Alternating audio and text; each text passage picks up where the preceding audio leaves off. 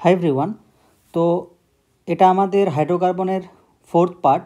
तो এই পার্টে আমরা দেখব যে বিভিন্ন অ্যারোমেটিক যৌগ কীরকম হয়, তাদের ভৌত ধর্ম কীরকম হয়, রাসায়নিক ধর্ম কীরকম হয়, এইগুলো হলো। তো অ্যারোমেটিক যৌগ পড়ার আগে আমরা একটা জিনিস সম্পর্কে জানব যে কনজুগেটেড সিস্টেমটা কি। কনজুগেটেড সিস্টেম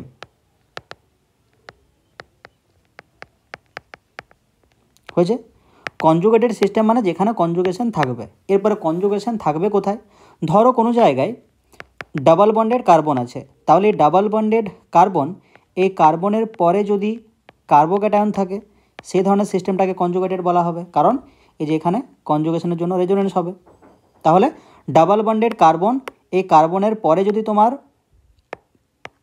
ক্যাটায়ন থাকে, সেক্ষেত্রে সেটাকে বলা হবে কনজুগেটেড সিস্টেম। বা ডাবল বন্ডেড কার্বন, সেই কার্বনের পরে যদি অ্যানায়ন থাকে, সেটাকেও কনজুগেটেড সিস্টেম বলা হবে। অ্যানায়ন মানে দুটো এক্সট্রা ইলেকট্রন।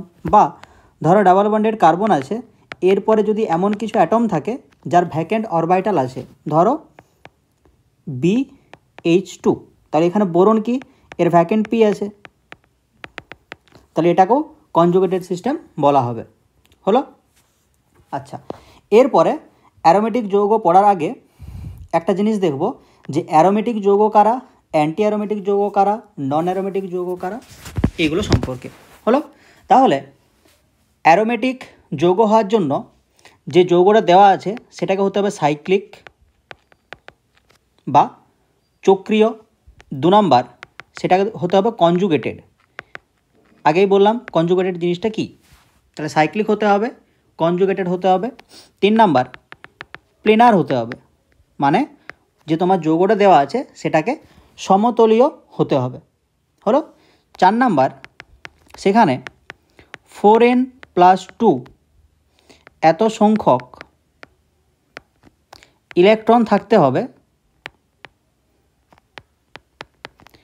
যেগুলো কনজুগেশনে অংশগ্রহণ করছে। কনজুগেশনে অংশগ্রহণ করছে। হলো? এটা হচ্ছে একটা অ্যারোমেটিক যৌগের বৈশিষ্ট্য।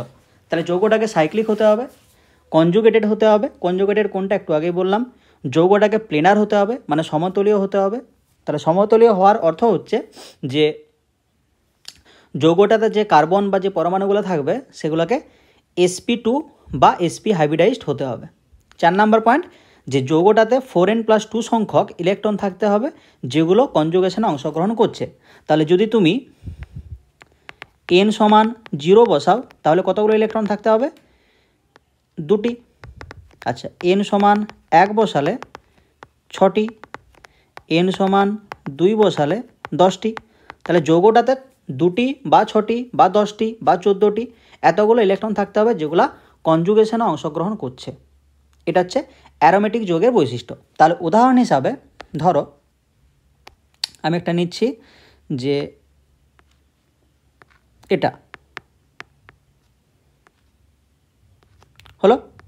তাহলে দেখো এখানে যে নেগেটিভ চার্জটা আছে এটা কি করছে? কনজুগেশন অংশগ্রহণ করছে। কীভাবে? এইভাবে। এখানে ডাবল বন্ড পড়লো, এখানে ইলেকট্রনগুলো উঠে গেল, এভাবে অংশগ্রহণ করছে। তাহলে এই নেগেটিভ চার্জের 2টো ইলেকট্রন কনজুগেশন অংশগ্রহণ করছে। তার সাথে সাথে দেখো যদি ডাবল বন্ডটা এদিকে পড়তো তাহলে এদিকেও কনজুগেশন হতো। তার সাথে সাথে এই দিকে যে নেগেটিভ চার্জ আর ডাবল বন্ড এটাও কনজুগেশনে অংশগ্রহণ করছে। তাহলে এখানে কনজুগেশনে অংশগ্রহণকারী ইলেকট্রন কটা আছে? ওই 2টো পাই বন্ডের ইলেকট্রন মানে 4টা, আর এই যে নেগেটিভ চার্জের 2টো ইলেকট্রন মানে 6টা। তাহলে এই স্ট্রাকচারটা দেখো সাইক্লিক, চক্রীয় হতো। আচ্ছা, কনজুগেটেড, আচ্ছা প্লেনার, হ্যাঁ প্লেনার, তার সাথে ইলেকট্রন কটা আছে? 6টা। তাহলে সব ক্রাইটেরিয়াগুলো ফুলফিল করছে, ওই জন্য এটা অ্যারোমেটিক। আচ্ছা, এরপরে ধরো একটা যৌগ আছে এরকম। তাহলে এখানে নাইট্রোজেনের যে 2টো ইলেকট্রন এটা কি করছে? কনজুগেশনে অংশগ্রহণ করছে। কিভাবে? ধরো এখানে ডাবল বন্ডটা পড়লো, এখানে ইলেকট্রনগুলো এর মাথায় উঠে গেল। বা এরকমও হতে পারতো যে ইলেকট্রনগুলো এখানে পড়লো, এখানে বন্ডটা উঠে গেল। তাহলে এখানে কনজুগেশনে অংশগ্রহণকারী ইলেকট্রন কটা আছে? 2টো পাই বন্ডে 4টা ইলেকট্রন, আর এই নাইট্রোজেনের লোন পেয়ারটা মানে 2টো ইলেকট্রন, তাহলে 6টা ইলেকট্রন। স্ট্রাকচারটা সাইক্লিক। তার সাথে সাথে কনজুগেটেড, তার সাথে সাথে প্লেনার, তার জন্য এটাও অ্যারোমেটিক। আচ্ছা, এরপরে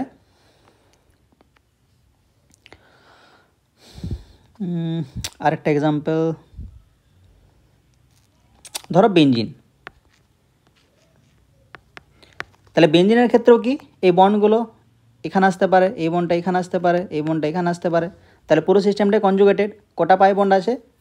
3টা, মানে 6টা ইলেকট্রন। তাহলে পাই বন্ডের ইলেকট্রনগুলো চারদিকে ঘোরাফেরা করছে, তার জন্য সিস্টেমটা কনজুগেটেড।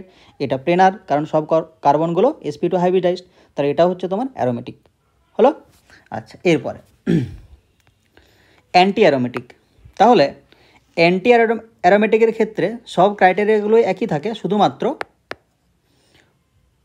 ওই যে 4n+2 ছিল ওটা হয়ে যাবে 4n হলো। তাহলে 4n+2 ওর জায়গায় যদি 4n হয়ে যায়, তাহলে এনের মান যদি তোমার 1 বসাই, তাহলে কটা ইলেকট্রন থাকবে? 4টা ইলেকট্রন। এনের মান 2 বসালে কটা ইলেকট্রন থাকবে?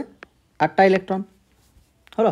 এরপরে এনের মান যদি 0 বসায়, তাহলে সেখানে তো ইলেকট্রনই নেই, আর কে কনজুগেশনটা করবে? তার জন্য এনের মানটা 0 বসায়নি এখানে হলো। তাহলে এখানেও সেম কন্ডিশন। তাহলে একটা কম্পাউন্ড বা যৌগ ধরো এরকম আছে, হয়েছে। তাহলে এখানেও দেখো এই যে ডাবল বন্ডেড, এখানে CH আছে, এখানে CH আছে, এখানে CH আছে, এখানেও CH আছে। তাহলে সিস্টেমটা কনজুগেটেড, কারণ এখানে যদি ডাবল বন্ডটা চলে আসে, এই ডাবল বন্ডটা এখানে চলে যাবে। তাহলে সিস্টেমটা কনজুগেটেড, তার সাথে সাথে সব কার্বনগুলো sp2 হাইব্রিডাইজড, তার জন্য এটা প্লেনার। তার সাথে সাথে আর কি ছিল কন্ডিশন? Cyclic, conjugated, planer. আচ্ছা, 4n সংখ্যক ইলেকট্রন থাকতে হবে। তাহলে এখানে 2টো পাই বন্ড কনজুগেশনে অংশগ্রহণ করছে, তাহলে 2টো পাই বন্ড মানে কি? 4টা ইলেকট্রন। তাহলে দেখো এখানে 4টা ইলেকট্রনও আছে। তাহলে এখানে 4n সংখ্যক ইলেকট্রনও আছে, এই যেখানে n এর ভ্যালু হচ্ছে তোমার 1 হলো। আচ্ছা, এরপরে ধরো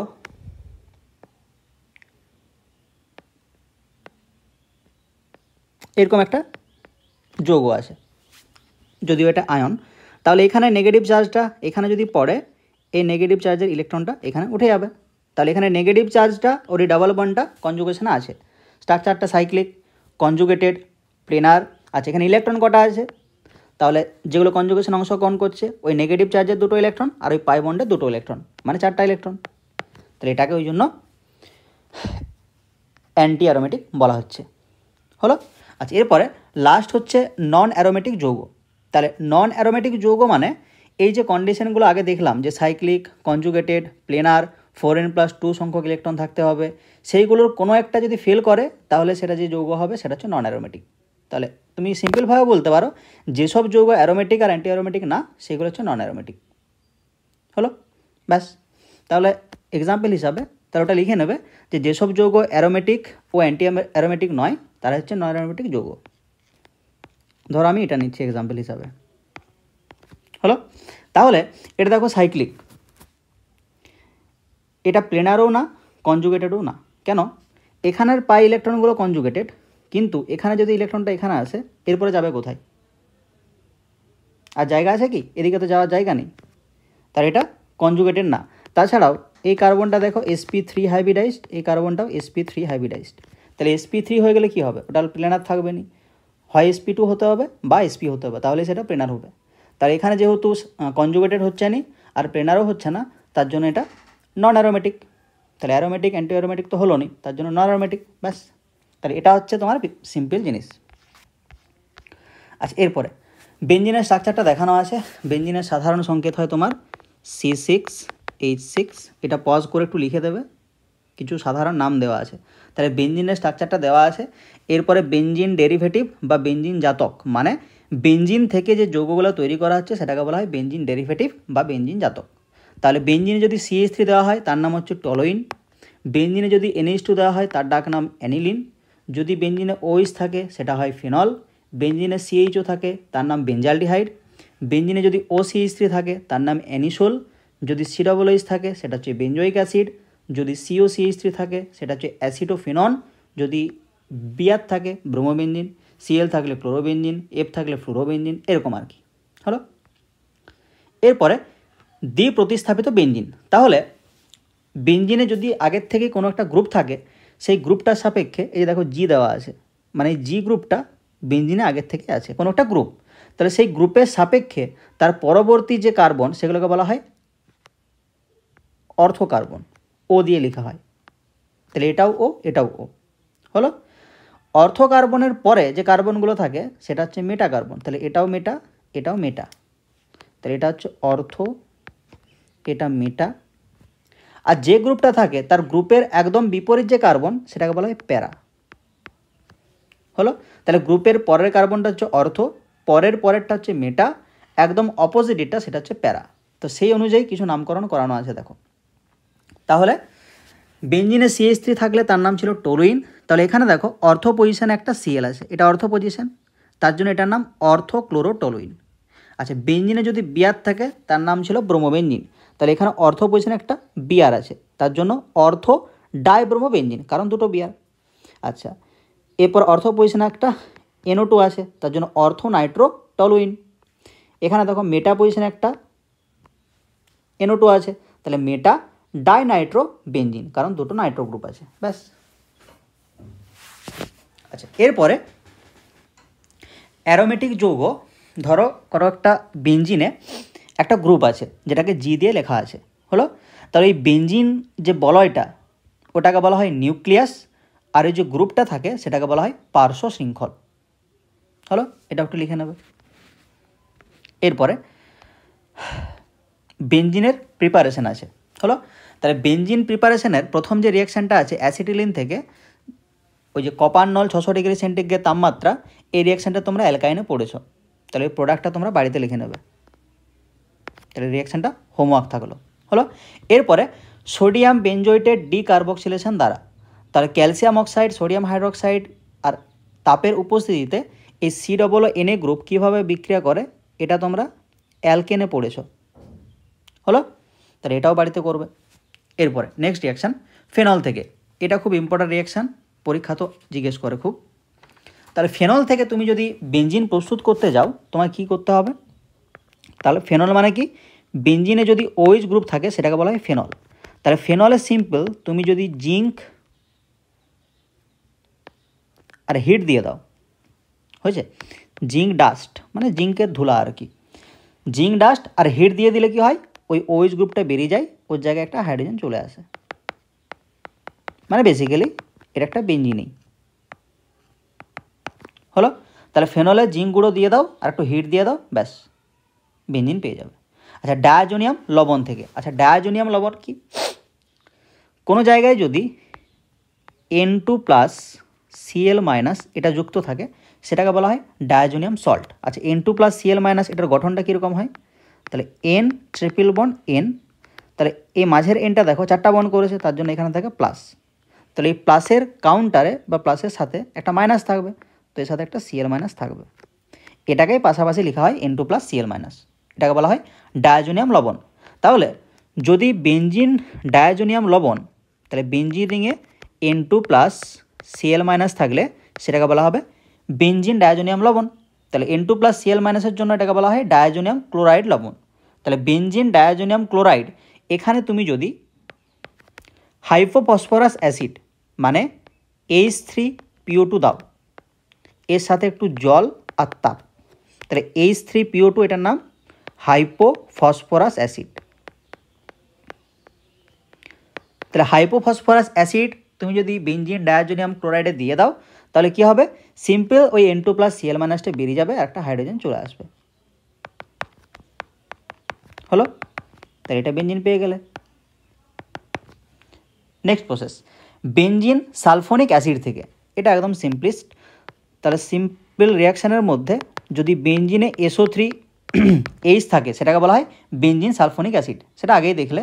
তো এখানে সিম্পল তুমি একটু জল দেবে আর ডাইলুট HCl দেবে আর একটু তাপ, হয়েছে। তাহলে বেঞ্জিন সালফোনিক অ্যাসিড, জল, ডাইলুট HCl আর তাপের উপস্থিতি কী করে, বেঞ্জিন তৈরি করে। তাহলে সিম্পল এখানে একটা হাইড্রোজেন অ্যাড করবে, এটাই বেঞ্জিন হলো। তাহলে বেঞ্জিন সালফোনিক অ্যাসিড থেকে এভাবে তুমি প্রিপেয়ার করতে পারবে। আচ্ছা, এরপরে নেক্সট রিয়াকশান দেখানো আছে, দেখো যে বেঞ্জিনে একটা গ্রুপ আছে যেটাকে এক্স দিয়ে দেখানো আছে, ওই এক্সটা কী কী হতে পারে। আচ্ছা, এরপরে ওই এক্সটা যদি CH3 হয় বা আলাদা পেনে করছি, দেখো CH3 বা CH2CH3 বা CH3CH3 বা COCH3, তাহলে কি দেখলে যে বেঞ্জিনের পরের কার্বনে যদি একটা হলেও মিনিমাম হাইড্রোজেন থাকে, কি বললাম, বেঞ্জিন আছে তার পরের কার্বনে যদি একটা হলেও মিনিমাম হাইড্রোজেন থাকে, সেই ক্ষেত্রে এই ক্ষারীয় KMnO4 হিট আর 2 নম্বরে হাইড্রোলিসিস করা আছে, তাহলে পুরো গ্রুপটা COOH এ রূপান্তরিত হয়। তাহলে বেঞ্জিনের পরের কার্বনে যদি মিনিমাম একটা হলেও হাইড্রোজেন থাকে, দেখো এখানেও কার্বনে 3টে হাইড্রোজেন আছে, এই কার্বনে 2টো আছে, এই কার্বনে একটা আছে, আর এটা আলাদা গ্রুপ, এটা আলাদা করে মনে রাখতে হবে COCH3। তাহলে মিনিমাম একটা হাইড্রোজেন থাকলেই যে গ্রুপই থাক না কেন সেটা COOH গ্রুপে রূপান্তরিত হবে, মানে বেঞ্জোইক অ্যাসিডে রূপান্তরিত হবে। হলো, তাহলে এখানে দেখো এই কার্বনে কোনো হাইড্রোজেন নেই, তার জন্য এর ক্ষেত্রে কিন্তু ওই রূপান্তরটা হবে না, মানে বেঞ্জোইক অ্যাসিডের রূপান্তরটা পসিবল হবে না। হলো, তো এই বেঞ্জোইক অ্যাসিডে তুমি যদি এই যে CaO ক্যালসিয়াম অক্সাইড তার সাথে সোডিয়াম হাইড্রোক্সাইড দিয়ে দাও, সেটা বেঞ্জিনে রূপান্তরিত হয়ে যাবে, ব্যাস। হলো, এরপরে বেঞ্জিনের সাধারণ ধর্ম, তো এগুলো পরীক্ষা পারপাসে খুব একটা বেশি ইম্পর্টেন্স নেই। তাহলে একটা বিশিষ্ট গন্ধ আছে, ঠিক আছে, তার কি বলবে যে বিশিষ্ট গন্ধযুক্ত তরল পদার্থ, ব্যাস। বেঞ্জিন তরল পদার্থ হয়, আর একটা ক্যারেক্টারিস্টিক্স স্মেল আছে, যেমন মিষ্টি শুকলেই বুঝতে পারবে যে এটা মিষ্টি আছে, বা অ্যালকোহলের একটা গন্ধ আছে আলাদা নিজস্ব, সেরকম বেঞ্জিনেরও একটা বিশিষ্ট গন্ধ আছে। 2 নাম্বার,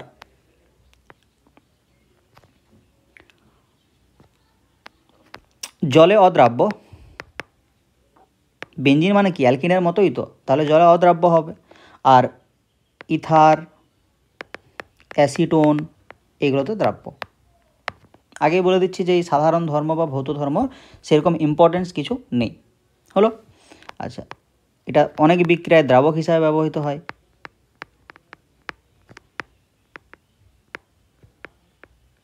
হয়েছে, এটা হচ্ছে দাহ্য পদার্থ, ব্যাস, আর দরকার নেই। হলো, ওকে। এরপরে যে ইম্পর্ট্যান্ট পার্টটা আসছে সেটা হচ্ছে বেঞ্জিনের রাসায়নিক ধর্ম, মানে বেঞ্জিন কী ধরনের বিক্রিয়া করে। ফার্স্টের রিয়াকশান আছে হ্যালোজিনেশন, মানে বেঞ্জিনে তুমি একটা হ্যালোজেন ঢোকাবে। কীভাবে ঢোকাবে, একটা হাইড্রোজেন বের করবে, একটা হ্যালোজেন ঢুকিয়ে দেবে। তাহলে তুমি যদি বেঞ্জিনের সাথে Cl2 দাও, ক্লোরিন, তাহলে বেঞ্জিনেই সব পজিশনগুলোতে হাইড্রোজেন আসে, যেগুলোকে দেখানো হয় না সবগুলোতে একটা করে হাইড্রোজেন থাকে, C6H6, তাই তো। তাহলে এখানে তুমি যদি FeCl3, এটা কিন্তু ইম্পর্ট্যান্ট, FeCl3 বা Fe চূর্ণ বা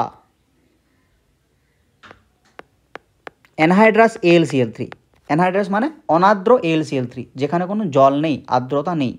হলো, এই উপস্থিতিতে কী হয়, একটা হাইড্রোজেন বেরোয় আর একটা Cl ঢুকে যায়। তাহলে এখানে একটা Cl ঢুকে যাবে, যে হাইড্রোজেনটা বেরোলো সেটা আর একটা Cl এর সাথে HCl তৈরি করবে, ব্যাস, হ্যালোজিনেশন হয়ে গেল, বেঞ্জিনে হ্যালোজেন ঢুকে গেল। এই CM রিয়াকশানটা তুমি যদি ধরো বেঞ্জিন আছে, এখানে Br2 দিয়ে দাও, এখানে কি দেবে, FeBr3 বা Fe চূর্ণ বা অ্যানহাইড্রাস AlBr3, তাহলে এখানে কি দেবে, বা অ্যানহাইড্রাস AlBr3, আগেরটা কী ছিল, AlCl3। আচ্ছা, এখানেও কি হবে, বেঞ্জিনে Br ঢুকে যাবে, তার সাথে HBr তৈরি করবে। আচ্ছা, এরপরে যখন তুমি আয়োডিনেশন করবে বা আয়োডিনেশন করার সময় আয়োডিন ঢুকবে, তো তাহলে বেঞ্জিনে আয়োডিন ঢোকানোর জন্য আয়োডিন তো লাগছে, তার সাথে সাথে এখানে কিন্তু FeI3 বা AlI3 বিক্রিয়া করানো হয় না। আচ্ছা, AlI3 এটা স্টেবলও নয়, এই যৌগটা গঠনও হয় না, কেন হয় না সেটা কেমিক্যাল বন্ডিংয়ে তোমরা পড়েছো। হলো, এখানে কি করতে হয়, সিম্পল HNO3 দিতে হয়। হলো, HNO3 দিয়ে দাও, রিয়াকশান কমপ্লিট, বেঞ্জিনে একটা আয়োডিন ঢুকে যাবে। তাহলে বেঞ্জিনের ক্ষেত্রে এই রিয়েজেন্টটা একটু মনে রাখবে যে HNO3 থাকে। আর ওই ক্লোরিন বা ব্রোমিনের ক্ষেত্রে FeCl3, ব্রোমিনের ক্ষেত্রে FeBr3। আচ্ছা, এখানে ছিল Fe চূর্ণ, এখানেও Fe চূর্ণ, ওখানে অ্যানহাইড্রাস AlCl3, এখানে অ্যানহাইড্রাস AlBr3। অ্যানহাইড্রাস মানে অনার্দ্র, যেখানে কোনো আর্দ্রতা নেই। হলো, এরপরে নাইট্রেশন। তাহলে নাইট্রেশনের ক্ষেত্রে কি হয়, ওখানে NO2 গ্রুপ ঢোকে। এই রিয়াকশানটা আগে করিয়েছি। তাহলে কী ছিল, বেঞ্জিন ছিল, বেঞ্জিনে NO2 গ্রুপ ঢোকানোর জন্য কী দিতে হয়, মিক্স অ্যাসিড দিতে হয়, মনে পড়েছে? তাহলে H2SO4 আর কনসেন্ট্রেট H2SO4, কনসেন্ট্রেট HNO3, তাহলে এখানে সিম্পল NO2 গ্রুপ ঢুকে যায়। একদম মেকানিজম দিয়ে রিয়াকশানটা করিয়েছিলাম। তো এটা হচ্ছে বেঞ্জিনের নাইট্রেশন। আচ্ছা, এরপরে সালফোনেশন। তাহলে সালফোনেশন মানে বেঞ্জিনে তোমার ঢুকবে SO3H group, SO3H, simple reaction. তাহলে বেঞ্জিনে তুমি দিয়ে দাও ধূমায়মান সালফিউরিক অ্যাসিড। এবার ধূমায়মান সালফিউরিক অ্যাসিড কি তোমরা ক্লাস 10-এ পড়েছো। তাহলে ধূমায়মান সালফিউরিক অ্যাসিড দিয়ে দিলে ওখানে একটা SO3H ঢুকে যাবে, মানে সালফোনেশন কমপ্লিট হলো। আচ্ছা, এরপরে ফ্রিডেল ক্রাফট বিক্রিয়া, খুব ইম্পর্ট্যান্ট রিয়াকশান, এটা আবার ক্লাস 12-এও আছে। হলো, আচ্ছা, ফ্রিডেল ক্রাফট দুই রকমের বিক্রিয়া হয়। একটা হচ্ছে ফ্রিডেল ক্রাফট অ্যালকাইলেশন। অ্যালকাইলেশন মানে কি, ওখানে অ্যালকাইল গ্রুপ ঢুকবে, অ্যালকাইল গ্রুপ ইনসার্ট হবে, হয়েছে, তার জন্য বলা হচ্ছে অ্যালকাইলেশন। যেমন হাইড্রেশন, জল দেওয়াকে হাইড্রেশন বলা হয়, সেরকম অ্যালকাইলেশন মানে কি, অ্যালকাইল গ্রুপ ঢোকাবে। আচ্ছা, আরেকটা হয় অ্যাসাইলেশন। অ্যাসাইলেশন মানে কি, ওখানে অ্যাসাইল গ্রুপ ঢুকবে। অ্যাসাইল গ্রুপ মানে কি, এই যে C++OR এই গ্রুপটা ঢুকবে, এটাকে বলা হয় অ্যাসাইলেশন। তাহলে দুটো রিয়াকশানে সেরকম ঝামেলার কিছু নেই, সিম্পল বেঞ্জিন নেবে। হলো, বেঞ্জিনে তুমি যে অ্যালকাইল গ্রুপটা ঢোকাতে চাও সেই অ্যালকাইল গ্রুপের হ্যালাইড নিতে হবে। ধরো আমি ঢোকাতে চাই যে CH3 গ্রুপ, তাহলে এই গ্রুপের একটা হ্যালাইড আমি নেব CH3Cl। হলো, এখানে যে হ্যালাইডটা নেবে তার অ্যানহাইড্রাস Al লবণটা নিতে হবে। মানে আমি যদি CH3Cl নিই, এখানে নিতে হবে অ্যানহাইড্রাস AlCl3 আর একটু হিট। হলো, কি হবে, হাইড্রোজেন বেরিয়ে যাবে, একটা CH3 ঢুকে যাবে, তার সাথে HCl, ব্যাস, এটা হচ্ছে অ্যালকাইলেশন। এই যে অ্যালকাইল গ্রুপ ঢুকিয়ে দিলাম, একটা CH3 গ্রুপ ঢুকিয়ে দিলাম, তার জন্য অ্যালকাইলেশন। অ্যাসাইলেশনে কী হবে, তাহলে ধরো বেঞ্জিন রিং আছে, এখানে তুমি অ্যাসাইলেশন করাতে চাও, তো সেই ক্ষেত্রে কি করবে, যে অ্যাসাইল গ্রুপটা ঢোকাতে চাও সেই অ্যাসাইল গ্রুপের একটা হ্যালাইড নেবে। তাহলে ধরো আমি ঢোকাতে চাই CH3CO, তাহলে এর হ্যালাইড মানে CH3 আমি Cl নিলাম, এখানে দেব অ্যানহাইড্রাস AlCl3, তার সাথে একটু হিট। হলো, তাহলে একটা হাইড্রোজেন বেরিয়ে যাবে আর ওই পুরো অ্যাসাইল গ্রুপটা ঢুকে যাবে। তাহলে CH3 ঢুকে গেল, ওই হাইড্রোজেনটা Cl এর সাথে HCl করে দিল। তাই এটা হচ্ছে তোমার ফ্রিডেল ক্রাফট অ্যাসাইলেশন। হলো, ওকে।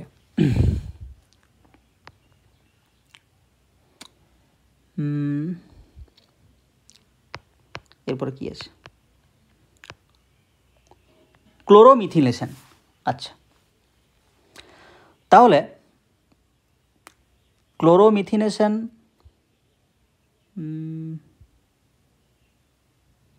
এটা না, এটা 12 পাবেনি। তাহলে ক্লোরোমিথিনেশন মানে তুমি কোনো জায়গায় যদি CH2Cl এই গ্রুপটা ঢোকাও, তাহলে মিথাইলেশন মানে CH3 গ্রুপ ঢোকানো, ক্লোরোমিথিলেশন মানে CH2Cl ঢোকানো। হলো, এটাকে বলা হয় ক্লোরোমিথিলেশন। তাহলে ফার্স্টে নাও বেঞ্জিন, তাহলে বেঞ্জিনে কি নিতে হবে, ফর্মালডিহাইড মানে HCHO, তাহলে বেঞ্জিনের সাথে নিয়ে নাও ফর্মালডিহাইড, এর সাথে নিতে হবে HCl, তার সাথে অ্যানহাইড্রাস বা অনার্দ্র ZnCl2। হলো, তাহলেই ওই CH2Cl ঢুকে যাবে। আচ্ছা, এখানে মেকানিজমটা বলে দিতাম, কিন্তু মেকানিজমটা একটু কমপ্লিকেটেড বা বড়, আর অ্যালডিহাইড কিটোন 12 চ্যাপ্টারটা আছে, ওটা না পড়লে এই মেকানিজমটা ইজিলি বুঝতে পারবে না। তাহলে বেটার মনে রেখে দেওয়া বেটার, ঠিক আছে?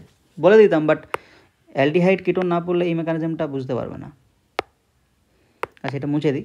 তাহলে ক্লোরোমিথিলেশন মানে কি, তুমি CH2Cl গ্রুপ ঢোকাবে, তার জন্য কী কী দরকার? ফর্মালডিহাইড দরকার, হাইড্রোক্লোরিক অ্যাসিড দরকার, আর অ্যানহাইড্রাস ZnCl2 দরকার, ব্যাস হলো। এরপরে দুটো রিয়াকশানও অ্যালডিহাইড কিটোনে পড়লেই বুঝতে পারবে আর কি মেকানিজমগুলো। তাহলে এই তিনটে রিয়াকশান একটু মনে রেখে দেওয়া বেটার। গেটারম্যান কচ অ্যালডিহাইড সংশ্লেষণ, আর হচ্ছে গ্যাটারম্যান অ্যালডিহাইড সংশ্লেষণ, মানে সংশ্লেষণ বলতে তৈরি। তাহলে একটা হচ্ছে গ্যাটারম্যান কচ, একটা হচ্ছে গ্যাটারম্যান অ্যালডিহাইড। তাহলে দুটোতেই তৈরি হবে অ্যালডিহাইড। মানে এখানে ধরো তোমার আছে বেঞ্জিন থেকে তৈরি হবে তোমার অ্যালডিহাইড, মানে বেঞ্জালডিহাইড। তাহলে বেঞ্জিনে CHO, এখানেও সেম, বেঞ্জিনে CHO, জাস্ট রিয়েজেন্টটা আলাদা। তাহলে গ্যাটারম্যান কচে যে রিয়েজেন্টগুলো লাগে সেটা হচ্ছে তোমার CO মানে কার্বন মনোক্সাইড, তার সাথে HCl, আর লাগে অ্যানহাইড্রাস AlCl3 আর CU2Cl2, অনেক কিছু রিয়েজেন্ট লাগছে আর কি। তাহলে CO, HCl, অ্যানহাইড্রাস AlCl3 বা অনাদ্র AlCl3, তার সাথে CU2Cl2 হলো। আচ্ছা, গ্যাটারম্যানের ক্ষেত্রে কী কী লাগে? 1 নম্বরে লিখবে HCN HCl, hydrocyanic acid, hydrochloric acid, HCN HCl, এর সাথে অ্যানহাইড্রাস AlCl3, আর 2 নম্বরে লিখবে জল, ব্যাস। তাহলে ওখানে ছিল কার্বন মনোক্সাইড HCl, এখানে আছে অ্যানহাইড্রাস HCN HCl, ওখানেও ছিল অ্যানহাইড্রাস AlCl3, এখানেও অ্যানহাইড্রাস AlCl3, ওখানে ছিল CU2Cl2, এখানে আছে জল, ব্যাস। ওকে, এরপরে বেঞ্জিনে ইলেকট্রোফিলিক প্রতিস্থাপন বিক্রিয়ার ক্রিয়াকৌশল। তাহলে ওই যে আগে বিক্রিয়াগুলো করালাম, ধরো হ্যালোজিনেশন করালাম Cl ঢুকলো, ব্রোমিনেশন করালাম Br ঢুকলো, তাহলে এগুলোর মেকানিজম কীরকম হয় সেগুলো এখানে দেখব, হলো। ধরো আচ্ছা, হ্যালোজিনেশন আছে, নাইট্রেশন আছে, সালফোনেশন আর ফিডেলক্রাফট, অ্যালকাইলেশন, অ্যাসাইলেশন, তারপরে 3-4টা রিয়াকশান, তাহলে কমপ্লিট হলো। তাহলে তুমি যদি হ্যালোজিনেশন করতে চাও, তোমাকে দিতে হচ্ছিল Fe চূর্ণ, ধরো Cl এর ইনসারশন করতে চাও বা Cl ঢোকাতে চাও, তাহলে সেই ক্ষেত্রে কী দিতে হচ্ছিল? Fe চূর্ণ বা FeCl3 হলো। ওকে, তাহলে ধরো রিয়াকশানটা এটা ছিল যে বেঞ্জিন, এখানে তুমি দিচ্ছ Cl2 আর Fe ডাস্ট বা Fe চূর্ণ বা FeCl3, তো এখানে কী হচ্ছিল? বেঞ্জিনে একটা Cl ঢুকে যাচ্ছিল, হলো, প্লাস HCl। দেখো মেকানিজম খুব একটা এক্সামে জিজ্ঞেস করে সেটাও নয়, আর এক্সাম মেকানিজমটা জটিলও নয়, ঠিক আছে? তো বুঝতে পেরে যাবে আশা করি। তো ফার্স্ট স্টেপ অনেকগুলো স্টেপের মাধ্যমে হয়। তো ফার্স্ট স্টেপে কী হয়, ওই যে তোমার FeCl3টা আছে বা Fe আছে, তার সাথে ওই Cl2টা বিক্রিয়া করে। তাহলে ধরো Cl2 আছে, ক্লোরিনে লোন পেয়ার থাকে, এখানে আছে FeCl3, হলো। তাহলে Fe কী করে? এই Cl থেকে একটা ইলেকট্রন পেয়ার অ্যাকসেপ্ট করে। তো অ্যাকসেপ্ট করলে কি হবে?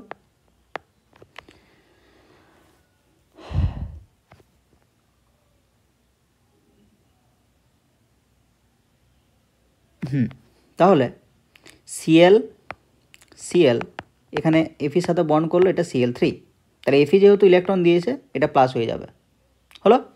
তো এটা প্লাস হওয়ার জন্য কি হবে?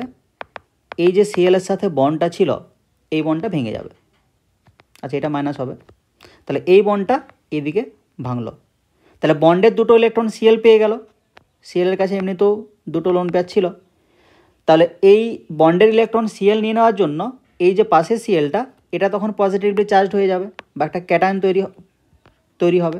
তাহলে এখান থেকে কী পাবে? Cl প্লাস, আর এখানে Cl এর তখন আবার 3টে লোন পেয়ার চলে আসবে, আর FeCl3 যেরকম ছিল মাইনাস হিসাবে থাকবে। তাহলে এখানে তুমি কার্বোক্যাটায়নটা পেলে, হলো।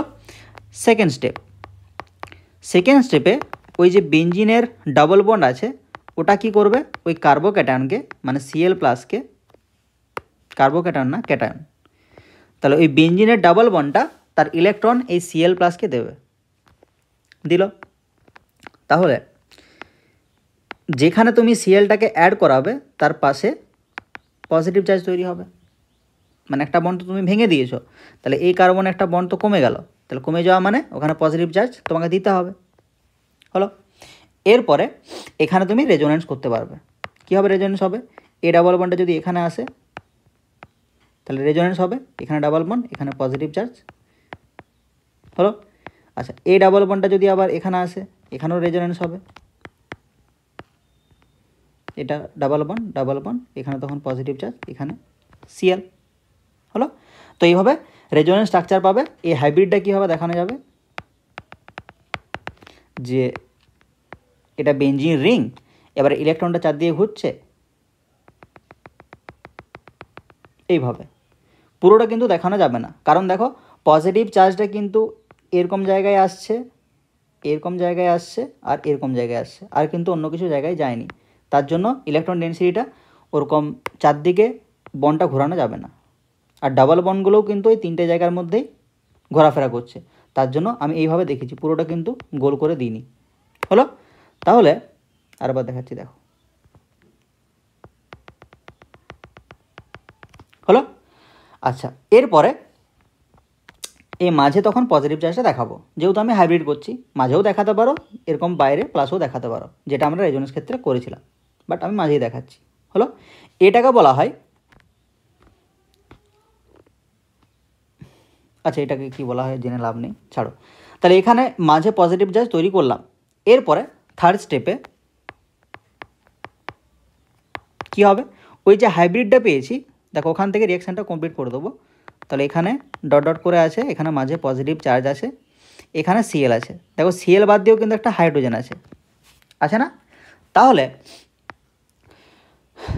FeCl4 মাইনাস, এই যে এখানে পেয়েছিলাম দেখো FeCl4 মাইনাস, তাহলে এই FeCl4 মাইনাস কী করবে, ওই উপস্থিতিতে এই কার্বন হাইড্রোজেনের দুটো ইলেকট্রন এই রিংয়ের মধ্যে চলে যাবে, হলো। আচ্ছা এইভাবে না দেখিয়ে এইভাবেই দেখাবে,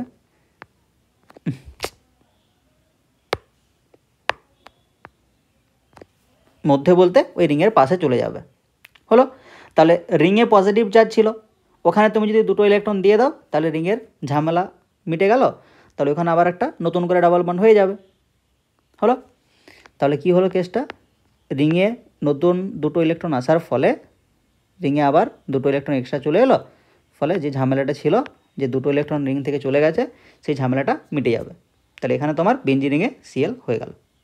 তাহলে H প্লাসটাই বেরিয়েছে, H প্লাস বেরিয়ে গেছে, আর এখানে ছিল FeCl4 মাইনাস, তাহলে FeCl4 মাইনাসের জন্য ওই এখান থেকে একটা Cl বেরিয়ে যাবে, Cl মাইনাস, তাহলে Cl মাইনাস বেরিয়ে গেল, তাহলে ওখানে কে পড়ে থাকবে, শুধুমাত্র FeCl3। এই Cl মাইনাসটা H এর সাথে বিক্রিয়া করে HCl করবে, আর এই FeCl3টা অ্যাজ ইট ইজ চলে আসবে, তাহলে এইভাবে রিয়াকশানটা হয়, হলো। ওকে, এরপরে নাইট্রেশন। তাহলে প্রথমে কি হয়, HNO3 আর H2SO4 বিক্রিয়া করে, এটা আগেই দেখিয়েছিলাম। তো এখান থেকে পাওয়া যায় NO2 প্লাস, আর পাওয়া যায় H3O প্লাস আর HSO4 মাইনাস, এগুলো পাওয়া যায়, হলো। তাহলে এই NO2 প্লাসটা কী হবে, বেঞ্জিনে যুক্ত হবে, আগের ক্ষেত্রে যেমন Cl প্লাসটা যুক্ত হয়েছিল, এখানে NO2 প্লাসটা যুক্ত হবে। তাহলে NO2 প্লাস আছে, এই দুটো ইলেকট্রন NO2কে দিল, তাহলে কী হয়ে যাবে, ডাবল বন্ডটা ভেঙে যাবে। তাহলে যেখানে তুমি NO2 অ্যাড করবে তার পাশের কার্বনে পজিটিভ চার্জ, তাহলে এখানে ওরকম রেজোনেন্স হবে, তাহলে রেজোনেন্সগুলো যদি চাও তো করে নেবে, হলো। তাহলে এখানে হাইব্রিডটা কীভাবে দেখাবে, দেখো পজিটিভ চার্জটা কোথায় আসবে রেজোনেন্সের জন্য, এক তো এখানে আছেই, তার সাথে সাথে পজিটিভ চার্জ এখানে যাবে আর এখানে যাবে, তার জন্য হাইব্রিড যখন আমি করব তখন এই যে ডটেড লাইনটা এই কার্বন থেকে শুরু করব, এইভাবে দেখাবো, আর কিন্তু যাব না বেশি। আচ্ছা এখানে NO2, এটা হচ্ছে হাইব্রিড, হলো। এরপরে তাহলে এখানে তুমি রেজোনেন্স স্ট্রাকচারগুলো সব করতে পারো এই জায়গার মধ্যে। তাহলে এই NO2 সাথে হাইড্রোজেনও আছে, হলো। তাহলে এই কার্বন হাইড্রোজেনের দুটো ইলেকট্রন এটা এই বন্ডে চলে আসবে।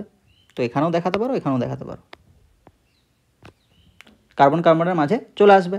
তাহলে ওই বেঞ্জিন থেকে যে দুটো ইলেকট্রন NO2কে দিয়েছিল, এখন ওই কার্বন হাইড্রোজেন বন্ডটা ভাঙার ফলে ওই দুটো ইলেকট্রন ফেরত পেয়ে গেল, তার জন্য বেঞ্জিনটা আবার বেঞ্জিনের মতোই হয়ে গেল, হলো।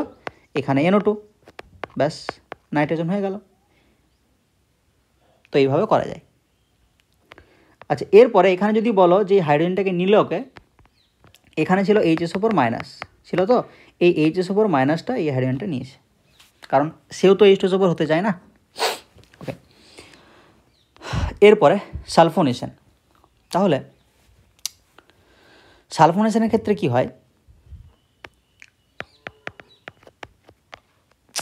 এক সেকেন্ড, তাহলে এখানে আছে H2SO4, হলো। H2SO4 থেকে তোমার উৎপন্ন হবে SO3, HSO4 মাইনাস, তার সাথে H3O প্লাস, এগুলো উৎপন্ন হয়। SO3, HSO4 minus, H3O plus, হলো। তাহলে এখানে আছে তোমার বেঞ্জিন রিং, এখানে SO3 স্ট্রাকচার হচ্ছে এটা। তাহলে বেঞ্জিন রিংয়ের দুটো ইলেকট্রন এই সালফারকে দেবে, তাহলে সালফারে দেখো 7টা বন্ড হয়ে গেছে, সালফার ম্যাক্সিমাম 6টা বন্ড করতে পারে, তার জন্য একটা বন্ড ভেঙে যাবে, হলো। তাহলে এখান থেকে উৎপন্ন হবে, তাহলে এস থেকে একটা বন্ড ভেঙে গেছে মানে SO3। আচ্ছা, এখানে দুটো ইলেকট্রন অক্সিজেনের মাথায় চলে গেছে, তার জন্য SO3 মাইনাস,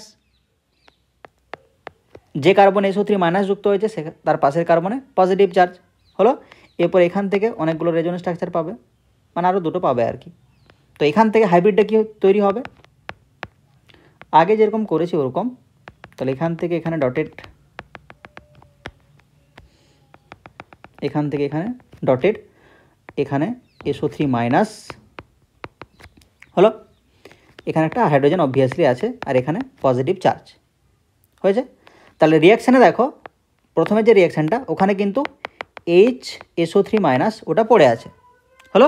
তাহলে HSO3 মাইনাস এই হাইড্রোজেনটাকে, এক সেকেন্ড, HSO3 মাইনাস এই হাইড্রোজেনটাকে নেবে, এই কার্বন হাইড্রোজেনের দুটো ইলেকট্রন এই বেঞ্জিনে আবার ফিরে আসবে। তাহলে বেঞ্জিন থেকে দুটো ইলেকট্রন প্রথমে ধার নিয়েছিলাম, এবার কার্বন হাইড্রোজেনের দুটো ইলেকট্রন বেঞ্জিনকে আবার ফেরত দিয়ে দিলাম, তাহলে কি হবে, আবার নতুন করে বেঞ্জিন রিংটা তৈরি হবে। আর এখানে কি পড়ে আছে SO3 মাইনাস, যা স্ট্রাকচারটা এরকম আর কি, ডাবল বন্ড ও ও মাইনাস, হলো।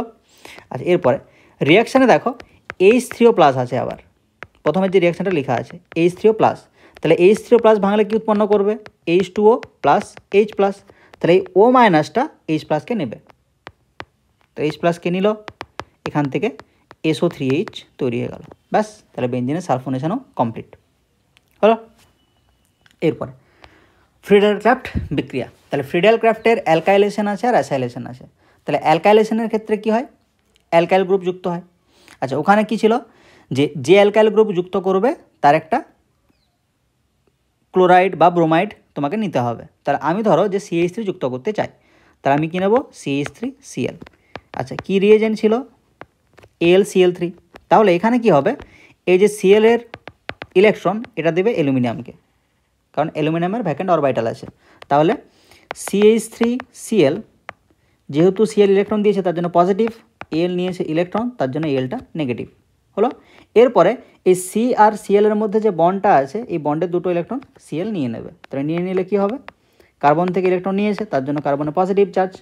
আচ্ছা, Cl তো ইলেকট্রন নিয়ে নিয়েছে, তাহলে ওর নেগেটিভ চার্জটা, সরি পজিটিভ চার্জটা চলে যাবে, আর এখানে AlCl3 মাইনাসেই থেকে যাবে, হলো। তাহলে এখানে H3O প্লাস তুমি পেলে, আর AlCl4 মাইনাস পেলে, এটাকে আবার কি বলতে পারি, AlCl4 মাইনাস, যেটাকে এইভাবে ভেঙে দেখানো আছে, হলো। এরপরে সেম কাজ, তাহলে ইলেকট্রোফাইল পেয়ে গেছি CH3 প্লাস, তাহলে CH3 প্লাসকে এর দুটো ইলেকট্রন দেবে, তাহলে দুটো ইলেকট্রন দিলে একটাতে CH3 যুক্ত হবে, পাশের কার্বনে পজিটিভ চার্জ। এরপরে এখানে তুমি তিনটে রেজোনেন্স স্ট্রাকচার পাবে, এখান থেকে হাইব্রিড পাবে। তাহলে হাইব্রিডে কি হবে, যেরকমটা আগে করলাম, তাহলে বেঞ্জিন রিং করো, তাহলে ডটেড লাইনটা এত দূর পর্যন্ত যাবে। এখানে আছে তোমার CH3 আর একটা হাইড্রোজেন, এখানে পজিটিভ চার্জ হলো। এরপরে নেক্সট স্টেপে তোমার ওখানে ছিল AlCl4 মাইনাস, তাহলে AlCl4 মাইনাস ভাঙলে কী হবে, AlCl3 প্লাস Cl মাইনাস, তাহলে Cl মাইনাসটা হাইড্রোজেনটা নেবে, কার্বন হাইড্রোজেনের দুটো ইলেকট্রন রিংকে আবার ফেরত দিয়ে দেবে, তাহলে কী হবে, বেঞ্জিনে আবার 3টে বন্ড চলে আসবে, তার সাথে এখানে CH3, দেখো অ্যালকাইলেশন হয়ে গেল। এরপরে অ্যাসাইলেশন আমি ফার্স্ট স্টেপ দুটো করে দিচ্ছি, বাকিটা তোমরা বাড়িতে ট্রাই করে দেখবে, তো হচ্ছে না হয়নি।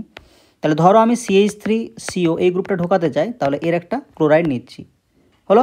এখানে আবার AlCl3 আছে, তাহলে এখানে ক্লোরিনের ইলেকট্রন এলকে দিল, এখান থেকে তৈরি হলো CH3 C++O Cl, যেহেতু ইলেকট্রন দিয়েছে তার জন্য Cl পজিটিভ, এল ইলেকট্রন নিয়েছে নেগেটিভ, তাহলে এখানে AlCl3। এরপরে কী হবে, এই কার্বন আর Cl এর মধ্যে দুটো ইলেকট্রন Cl নিয়ে নেবে, তাহলে এখান থেকে তৈরি হবে CH3 C++O, এখানে প্লাস প্লাস AlCl4 মাইনাস, হয়েছে। এরপরে বাকি রিয়াকশানটা একটু বাড়িতে ট্রাই করবে, ওকে।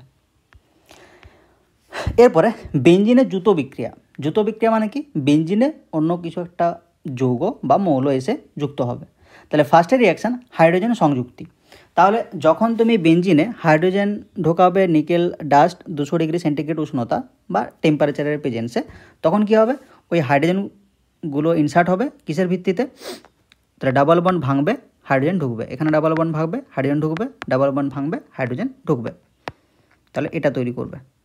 তাহলে এখানে ছিল একটা করে হাইড্রোজেন, বেঞ্জিনে 6টা হাইড্রোজেন থাকে, তো এই 6 জায়গায় 6টা হাইড্রোজেন ছিল, আবার দুটো করে হাইড্রোজেন অ্যাড হয়েছে, তাহলে এখানে একটা হাইড্রোজেন অ্যাড, এখানে হাইড্রোজেন অ্যাড, এরকমভাবে এখানে হয়ে গেছে দেখো দুটো করে হাইড্রোজেন,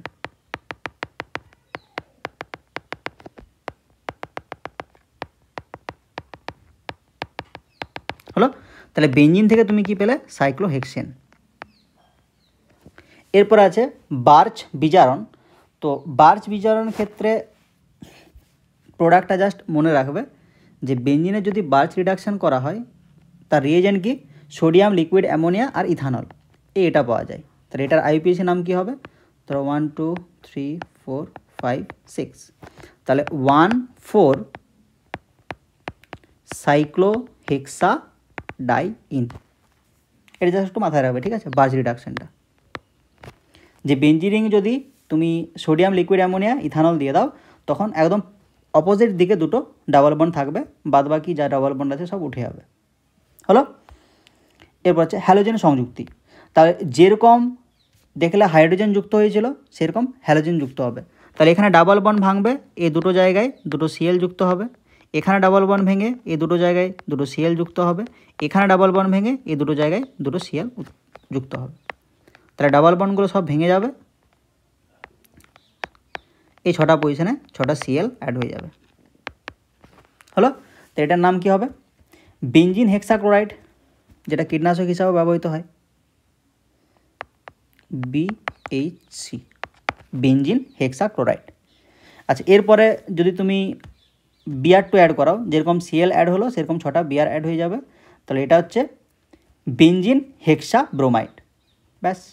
আচ্ছা, এরপরে ওজোন সংযুক্তি। তাহলে তুমি বিক্রিয়া করাবে O3 এর সাথে, তাহলে কি হবে, তাহলে বেঞ্জিনে ধরো এখানে ডাবল বন্ড আছে, আমি যদি ডাইরেক্ট প্রোডাক্ট লিখতে বলি তুমি লিখে দিতে পারবে যে প্রথমে আমি দিচ্ছি O3, 2 নম্বরে দিচ্ছি জিঙ্ক আর জল, তাহলে আমি এখানে ডাবল বন্ড ভাঙবো, এখানে ডাবল বন্ড ভাঙবো, এখানে ডাবল বন্ড ভাঙবো, তারপর অক্সিজেন জুড়ে দেবো, তাহলে প্রথমের ক্ষেত্রে কি হবে, C++OH, C++OH, এটা একটা প্রোডাক্ট, আবার এখানে C++OH, C++OH, এটা আবার C++OH, C++OH, তাহলে বেসিক্যালি আমি পেলাম 3টে CHO, তাই না। তাহলে এটাকে বলেছিলাম গ্লাইঅক্সাল, তাহলে এটা তুমি ডাইরেক্ট করতে পারবে, আর যদি সেই বলেছিলাম যে ঘরের মতো একটা স্ট্রাকচার করতে, সেটা একবার ট্রাই করবো বাড়িতে, হলো, কীভাবে হচ্ছে, ওকে। এরপরে বেঞ্জিনের দুটো স্পেশাল রিয়াকশান আছে, ওকে, তারপর আবার আছে, ঠিক আছে। বেঞ্জিনের স্পেশাল রিয়াকশান আছে কি, প্রথম রিয়াকশানটা হচ্ছে ভ্যানাডিয়াম পেন্টক্সাইডের সাথে বিক্রিয়া, আর অক্সিজেন আছে 450 ডিগ্রি সেন্টিগ্রেডের উষ্ণতায়। তাই এই ক্ষেত্রে কি উৎপন্ন হয়,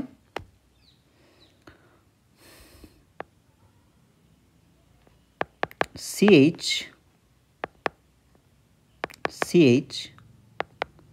C ডাবল বন্ড ও C ডাবল বন্ড ও ও, ঠিক আছে। পরীক্ষাতে খুব একটা জিজ্ঞেস করে না, এটা উৎপন্ন হয় CH C ডাবল বন্ড ও C ডাবল বন্ড ও ও, তার সাথে কার্বন ডাইঅক্সাইডের জল। ইম্পর্টেন্ট রিয়াকশন নয় আদৌ, হলো। এরপরে যখন তুমি বেঞ্জিনকে আয়রন নলের মাধ্যমে প্রবাহ করাবে 600 থেকে 800 ডিগ্রি সেন্টিগ্রেড তাপমাত্রায়, তখন দুটো বেঞ্জিন রিং পাশাপাশি যুক্ত হয়ে যাবে,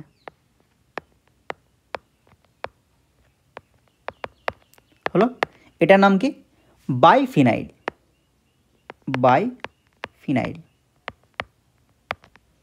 হয়েছে। আচ্ছা, এরপরে বেঞ্জিন বলয়ে প্রতিস্থাপকগুলির অভিবিন্যাস, হলো।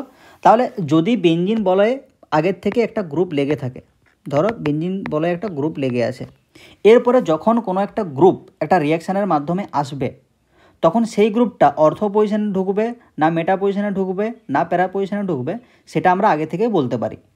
তাহলে এই বেঞ্জিন বলয়ে যে গ্রুপটা আছে, সেই গ্রুপটা যদি ইলেকট্রন পুশ করে, হলো, সেই ক্ষেত্রে ওই পরের গ্রুপটা অর্থ বা প্যারা পজিশনে ঢুকে।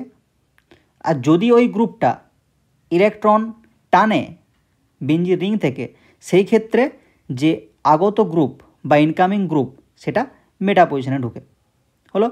তাহলে যে গ্রুপটা বেঞ্জিন বলয়ে আগে থেকে লেগে আছে, সেটাই ডিসাইড করে যে আগত গ্রুপ বা ইনকামিং গ্রুপটা কোথায় ঢুকবে, অর্থ প্যারা পজিশনে না মেটা পজিশনে।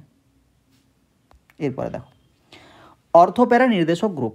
তাহলে এই যে গ্রুপগুলো লেখা আছে, এই গ্রুপগুলো দেখো সবগুলোই ইলেকট্রন পুশ করে রেজোনেন্সের মাধ্যমে, তার জন্য এইগুলো হচ্ছে অর্থ প্যারা নির্দেশক গ্রুপ। আর এখানে যে গ্রুপগুলো লেখা আছে মেটা নির্দেশক গ্রুপ বলে, তাহলে এই গ্রুপগুলো কি করে, ইলেকট্রন টানে রিং থেকে বিভিন্ন ইফেক্টের মাধ্যমে, মাইনাস আইও হতে পারে, মাইনাস আরও হতে পারে, হলো। আর এখানে অর্থ প্যারাগুলো প্লাস আই দিয়েও পুশ করতে পারে, হাইপার কনজুগেশন দিয়েও পুশ করতে পারে, আবার প্লাস আর দিয়েও পুশ করতে পারে। তাহলে যারা ইলেকট্রন পুশ করবে, সেই গ্রুপগুলো কি ডিসাইড করে, যে ইনকামিং গ্রুপটা সেটা অর্থ আর প্যারা পজিশনে যাবে। আর যারা ইলেকট্রন টানে, তারা কি ঠিক করে, যে ইনকামিং গ্রুপ সেটা মেটা পজিশনে যাবে, হলো। তাহলে ধরো তুমি একটা রিয়াকশান করাচ্ছ, যে একটা ফেনল আছে, হলো, এখানে OH আছে, তাহলে OH কী করবে, ইলেকট্রন পুশ করবে। তাহলে এখানে তুমি ডাইলুট HNO3 দিচ্ছ। HNO3 মানে কি, এখানে নাইট্রেশন হবে, মানে NO2 প্লাস ঢুকবে, বা NO2 গ্রুপটা ঢুকবে, এখানে প্লাস মাইনাস আমি ছেড়ে দিচ্ছি, যে NO2 গ্রুপ ঢুকবে। তাহলে প্রথম থেকেই ওখানে OHটা বসে আছে, তাহলে OH যেহেতু ইলেকট্রন পুশ করে, তাহলে OH কি বলছে, যে ওই NO2টা তুমি অর্থ আর প্যারা পজিশনে ঢোকাও। তাহলে এখান থেকে তুমি দুটো প্রোডাক্ট পাবে। তাহলে একটা প্রোডাক্টে OH এর অর্থ পজিশনে NO2 থাকবে, যেটাকে বলা হচ্ছে অর্থ নাইট্রোফেনল, আর একটা প্রোডাক্টে OH এর প্যারা পজিশনে NO2 ঢুকবে, হলো। আচ্ছা, তাহলে এটা গেলো OH এর ক্ষেত্রে। এরপরে ধরো কোনো একটা যৌগে আমি সাপোজ ধরে নিচ্ছি NO2 গ্রুপ আছে, তাহলে NO2 কী ইফেক্ট থাকে, মাইনাস আই আর মাইনাস আর, মানে ইলেকট্রন টানে। তাহলে এখানে তুমি ওই সেম রিয়াকশান করাচ্ছ, যে ডাইলুট HNO3, হলো। তাহলে ডাইলুট HNO3 যদি তুমি দাও, এখানে NO2 গ্রুপ ঢুকবে। এবার NO2 গ্রুপটা ঢুকবে কোথায়, মেটা পজিশনে, কারণ NO2 গ্রুপ তোমাকে বলে দিচ্ছে যে আগের থেকেই প্রেজেন্ট আছে, যে আমি যেহেতু ইলেকট্রন রিং থেকে টানছি, তাহলে যে গ্রুপটা আসবে নতুন, সে কিন্তু মেটা পজিশনে ঢুকবে। তাহলে এখান থেকে তুমি একটাই প্রোডাক্ট পাবে, NO2, এখানে NO2। এবার যদি মনে হয় যে আরও একটা তো মেটা পজিশন আছে, সেখানে তো ঢুকতে পারে, তাহলে যদি NO2 এর মেটা পজিশনে NO2 ঢোকাও, দেখো এই দুটো প্রোডাক্ট কিন্তু একই, তাই না। তাহলে যখন এমন কিছু গ্রুপ থাকবে যেটা ইলেকট্রন পুশ করছে, সেই গ্রুপটা কি ডিসাইড করবে, যে ইনকামিং গ্রুপটা যেটা নতুন করে ঢুকছে সেটা অর্থ আর প্যারা পজিশনে যাবে। এমন কিছু গ্রুপ থাকে যদি ইলেকট্রন রিং থেকে টানে, সে কি ডিসাইড করবে, যে ইনকামিং গ্রুপটা মেটা পজিশনে যাবে, হলো। তাহলে অর্থ প্যারা নির্দেশক গ্রুপ এই দুটো মনে রাখবে, আর মেটা নির্দেশক গ্রুপ এটা মনে রাখবে, ব্যাস। ওকে, তাহলে এখানেই তোমাদের অ্যারোমেটিক হাইড্রোকার্বন শেষ হয়। এরপরে আর একটা ভিডিও আসবে, খুব ছোট ভিডিও, যেখানে বিভিন্ন হাইড্রোকার্বনকে চিহ্নিতকরণ বা শনাক্তকরণের বিক্রিয়া থাকবে। মানে ধরো একটা জায়গায় অ্যালকেন আছে আর অ্যালকিন আছে, হলো, তাহলে তুমি কি করে চিনবে? তোমাকে একটা বিকারে অ্যালকেন দিলাম, একটা বিকারে অ্যালকিন দিলাম, তোমাকে বললাম যে কোনটা অ্যালকেন কোনটা অ্যালকিন, তো ওটা চিনবে কী করে? তোমাকে রাসায়নিক বিক্রিয়ার মাধ্যমে চিনতে হবে। তো এই ধরনের যে রাসায়নিক বিক্রিয়া সেটা নিয়ে একটা ভিডিও আসবে, হলো। তো ততদিন পর্যন্ত এগুলো ভালো করে রিভাইজ করো, ব্যাস তাহলেই হবে। Thank you.